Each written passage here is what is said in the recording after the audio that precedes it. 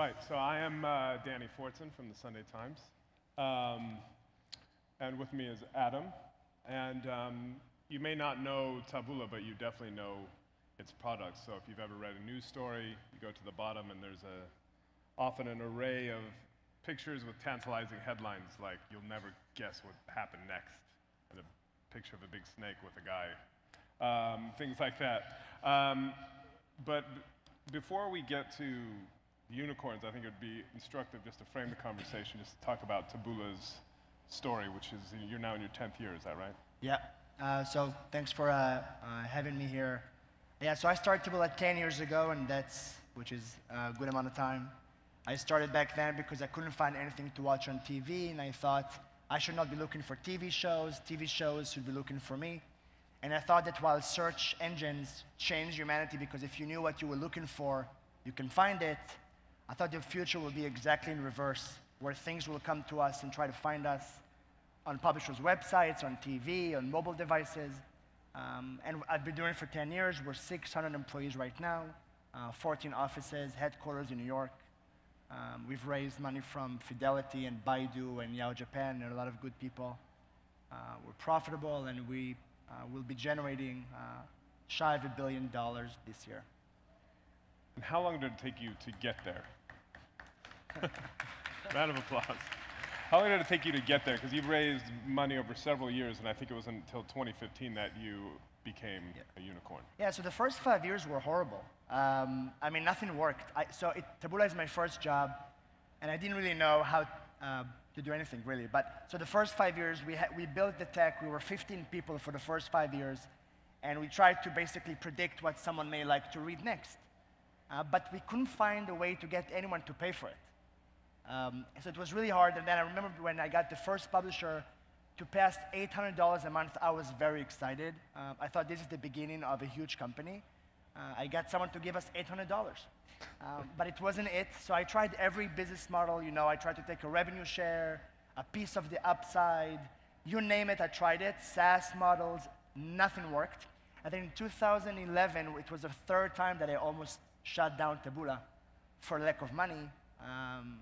And then I met basically all the investors in Sand Hill Road. It was November of 2011, and 32 investors told me, "Kid, publishers will never recommend other people's content. You should shut down the company." And then I was fortunate to get $1.5 million from an investor that just started. It was this Asian, Israel, New York investor.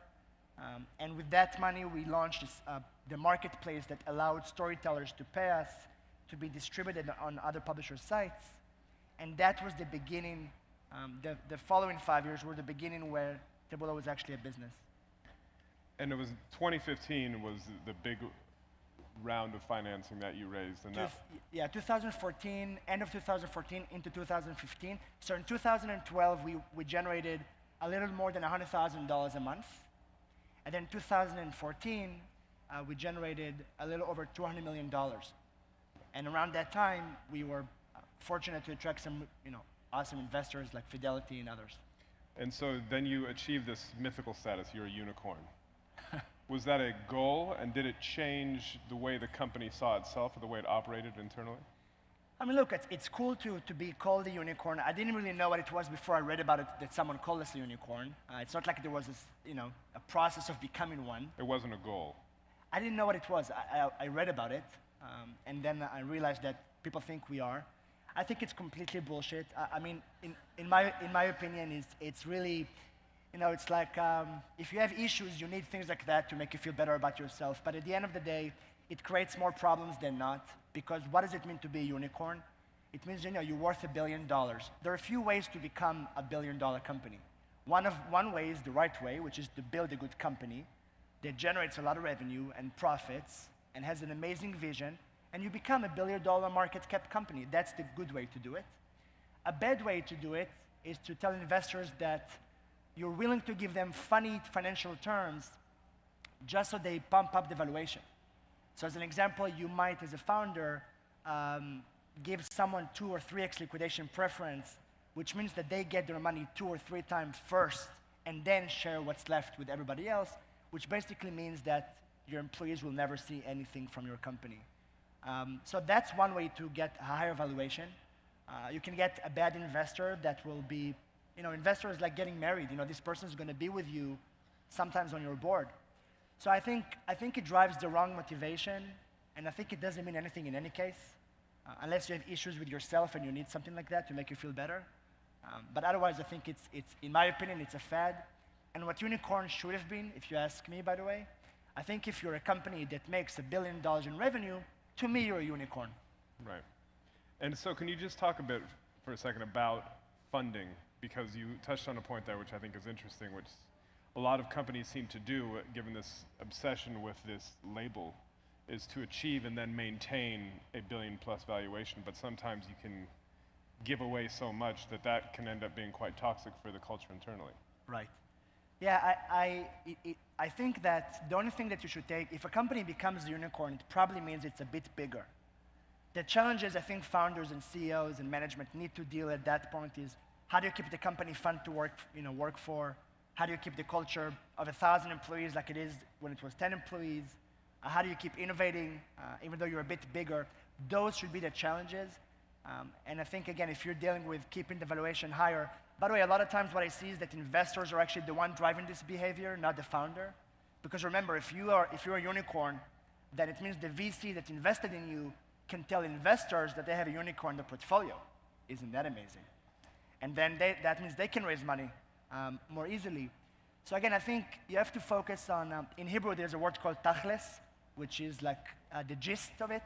So I think you should focus on the gist of what truly drives your business. And I don't think being a unicorn matters, whether you become one or if you're losing it, the title. I don't think it matters. It could give you some publicity, which is nice. But doesn't it matter when you're talking about stock options for employees? And if you become a unicorn and then you lose that status, that can be quite damaging for morale. That can be damaging.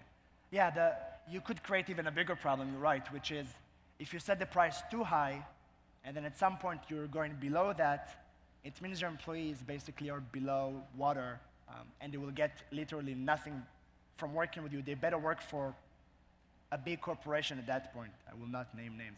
But if being part of a startup is a fun thing, and there's upside that everybody's sharing a dream, by focusing on being a unicorn, you're destroying the dream, especially if you're giving funny financial terms.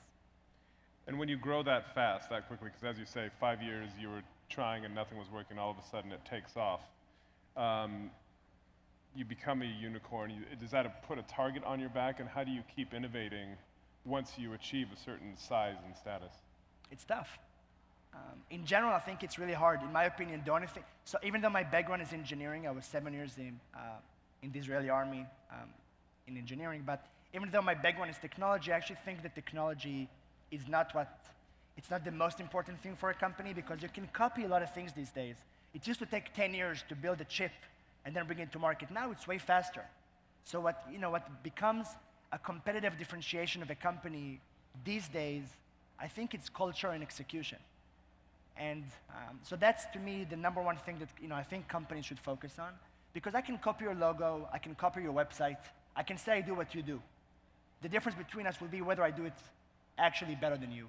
And the only way to do that is people. So at Taboola, we focus really hard, a lot of time on that. We hire, as an example, we don't hire based on experience. So we hire based on passion, intelligence, and kindness. Because what we saw is that people that have a lot to win, when they work with you, they take more risks. They're not afraid to make mistakes. They don't have a resume they have to protect. And together you can innovate and move faster when your competitors might be stuck to something they said they will do, but now they're afraid of changing it.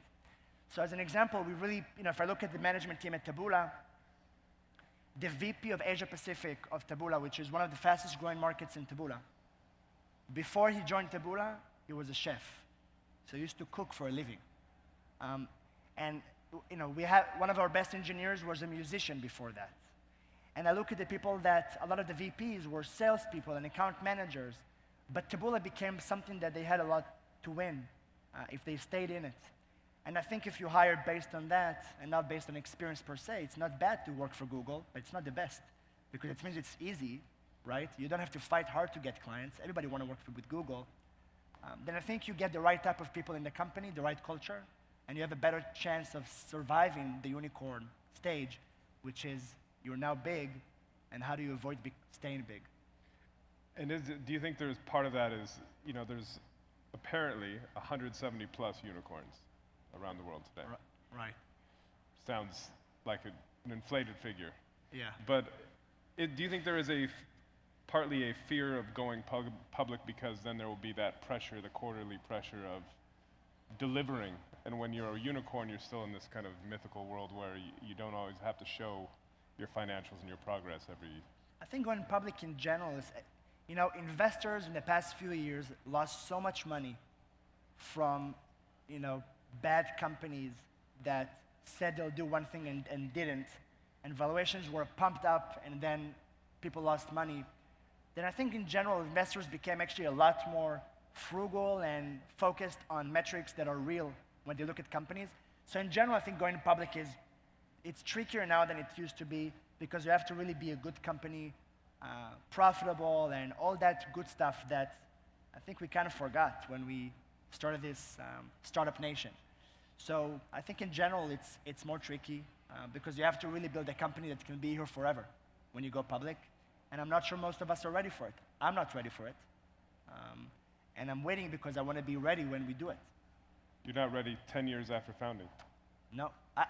Even though we will cross the $1 billion in the next 12 months in revenue and we're profitable for 3 years in a row, I still think when I look at the public market that investors are looking for big stories.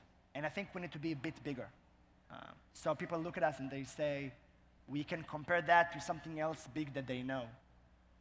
And so, again, I'm fortunate that we can continue to operate as a private company, but at some point, I think going public will be the way for us as well. But I think it's a trickier thing now than it used to be. And I was speaking with a CEO recently who said, today, 2017, it's the easiest time to start a company, it's also the hardest. Right. Because you have all of this infrastructure that is in place, and it makes it very easy to start, but it also makes it easy for competitors. I mean, I'd love to get your thoughts on whether that is true. Absolutely, and again, I think it goes back to, I meet people that tell me that they came from these companies, and they hired this person to join their advisory board, and Sequoia invested money in their company. And I'm like, who gives what? What can you do that others can't?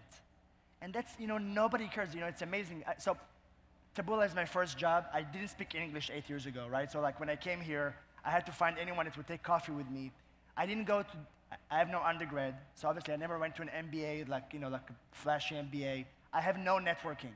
I don't know anyone I can call and say, hey, can you help me out? None of that exists. I don't do wine and dine. I don't care to do it. But I think our product is the best in the world, hands down. It does what nobody else can do. And when you do something, when you execute better than anyone else, it's not a matter of whether you win, it's a matter of when you'll win. And I think that changed. 10 years ago, it was so important to get money from Sequoia. Not to say anything bad about Sequoia. If you're working for Sequoia, it's fine. I'm just saying that it's not as important as it used to be because value creation is so much more important these days. People have no more time to deal with fad. It has to work. So it's been a couple years now since people have been predicting this death of the unicorns. We're going to see lots of dead unicorns. All these companies are going to go away, and it comes in trickles, but it hasn't been a mass cull yet. Do you think, where you have 170 odd today, do you think this is necessarily just going to shrink down and some of these companies are going to go away? I think it's going to go to zero because nobody's going to care. I think that we're going to see big winners and big losers in the startup ecosystem because I think it's going to become much harder to raise money unless you're very good. So I think the first $500,000, people bet on you. So that money is always available and accessible from friends and family and angels, and that's always there. But you're going to have to do a lot more with that $500,000 to get the next 2 million or 3 million or 4 million. Because people have been burned in these. Yeah, because years. I think there's a value of death in between. So the beginning is always accessible because people invest because of you, not because of your idea in any case, because they bet you. The middle became much harder, and if you survive the middle, you can then raise money again at the end of it. So I think that's the next 3-5 years that we're going to experience. Big winners and big losers. And then in terms of whether you're a unicorn or not, I don't think it's going to stay. Right. Adam Singolda, thank you very much. Thank you.